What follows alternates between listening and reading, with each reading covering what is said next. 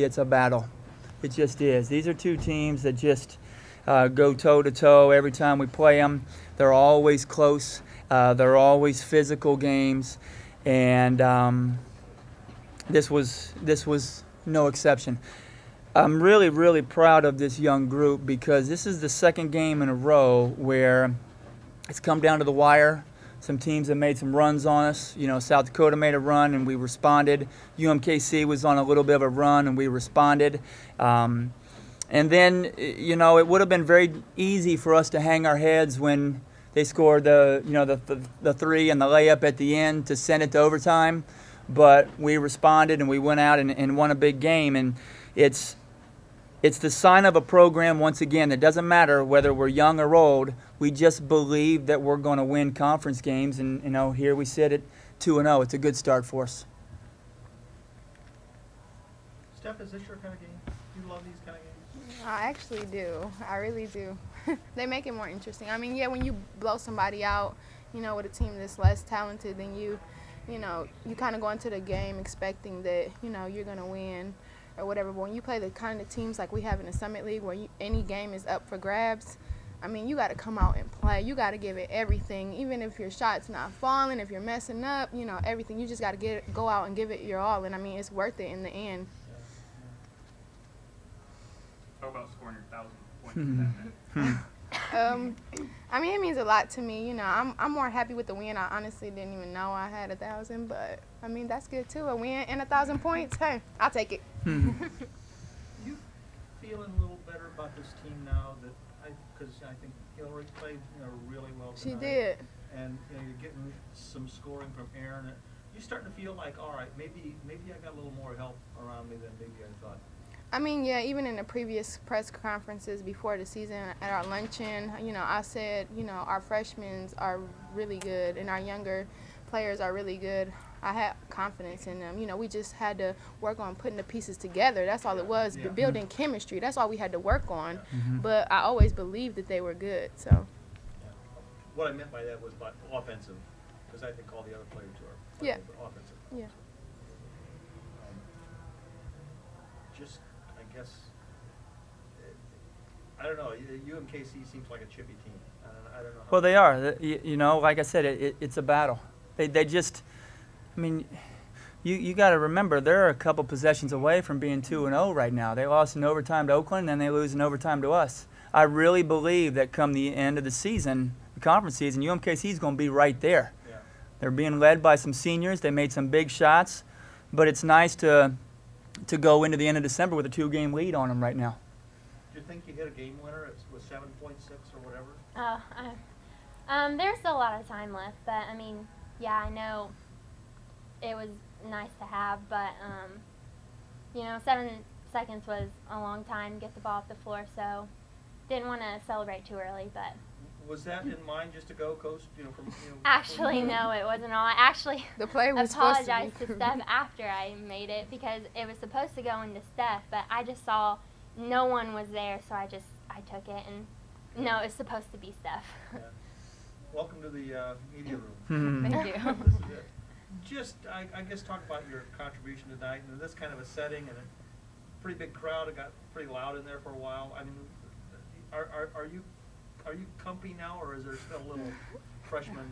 Still a little freshman, but I'm a lot more comfortable. Coach Paul just told me I need to be more confident after the Hampton game, so I've just been really working in practice, and I think I'm finally starting to get used to it a little bit. Still freshman, but more comfortable. You don't have to. You can embarrass her, but can you talk about her contribution tonight? I thought that. Oh, yeah, I don't mind embarrassing her. You know, I've told her all along that there's a reason why she's here.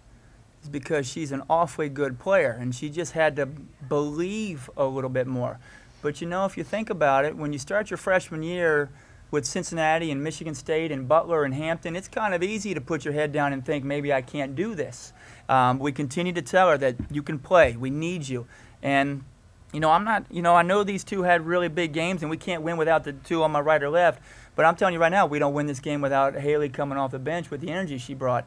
But, Steve, it's what I told you a while ago. You know, Yeah, this one right here is first team all conference, and she's the best center in the league.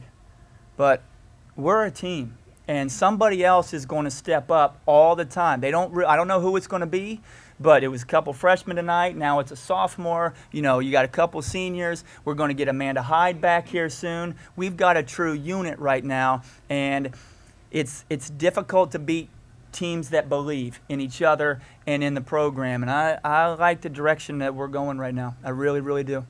Steph, did it seem like you wanted to take over for a while? Because you were quiet for a little while. Mm-hmm. It seemed like you wanted to take over, though, toward the end. I don't know. In a sense, I was thinking about me being the focus. And, you know, they started, like, collapsing on me and stuff like that. And I was thinking, well, maybe I just need to start passing. And I did. I got a couple assists or a couple backdoors. But then it just came to a point where, like, I was thinking too much. And I just had to let loose and say, you know, play your game. If you open, take it. If you're on a block, just make a move and go up. But, you know, I also wanted to get my teammates involved. So for a little stretch there, I tried to do that as well. Why were you playing a high post a lot tonight? I don't know. That was just the game plan. Just- Coach That's told me to be- that's our 5 out. That's our 5 out because we're looking to get back cuts and screens and really bring things up. So when teams over, you started seeing in the second half, they were overplaying so much that we'd go to the high post and then try to cut backdoor to soften things up a little bit. And plus, Steph is such a good shooter from there that if you give it there and they back off a little bit, she shoots it from there. So, you know, we've been working on it. We've only been working on it for about a week, and we still need work. But, you know, I'll take 82 points. You know, I'll take 82 points any day. The threes were giving you fits tonight. Yeah, they shot the ball well.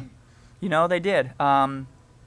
Not outstanding. You know, 37.5%. It's not like they shot 50. But you know, and the other thing I told the team is we had pretty good defense there at the end of regulation.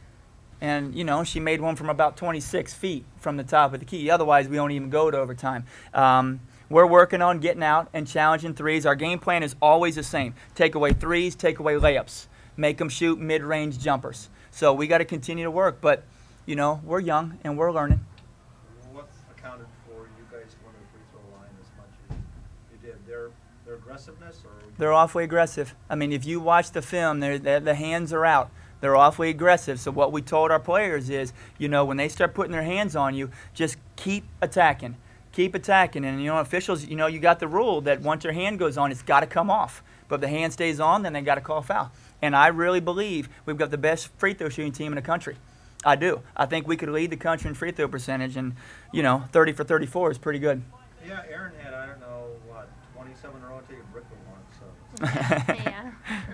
I know. Coach, how important was this 2-0 start, just looking at continuing the conference play throughout the year? Well, it's I mean, very important because we're trying to win a conference championship. And the only way to win a conference championship is win your conference games at home. And it's also very important for a young basketball team.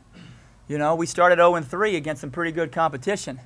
And now we've battled back to 500, but more importantly, 2-0 in a conference. So at least for the next 3 weeks, we're sitting at the top. And now, you know, if you look at it, going back to the end of the season, this program's won 15 of their last 20 conference games. You know, we really are starting to believe that we're just going to win conference games, and we've shortened it now from an 18 to a 16-game conference season. And so, you know, we'll worry about the Dakotas at the end of December when we get there, but the 2-0 start was huge for us. I got one more. Sure. You're an NFL guy. Yes. People like to talk about NFL. Yes. NFL teams being finesse teams. Yes.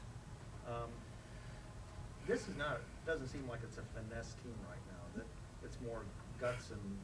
Not right now. Anything else. Not right now. We're working on it. We had a talk a while ago that we felt like we were just a tad too soft. We're too nice. You know, we're too nice. We got a really nice group. Yeah. But what they got to do is they got to be nice off the floor and then not nice on the floor. And we're starting to get a little nastier. We still got to get a little bit more edge, but they do have guts. I mean, they really do. If you think about those big free throws down the stretch from, you know, obviously a senior, but sophomore, freshman Hillary Moore stepping up, you know, that takes some guts to do that, you know, in this environment this early in their collegiate career.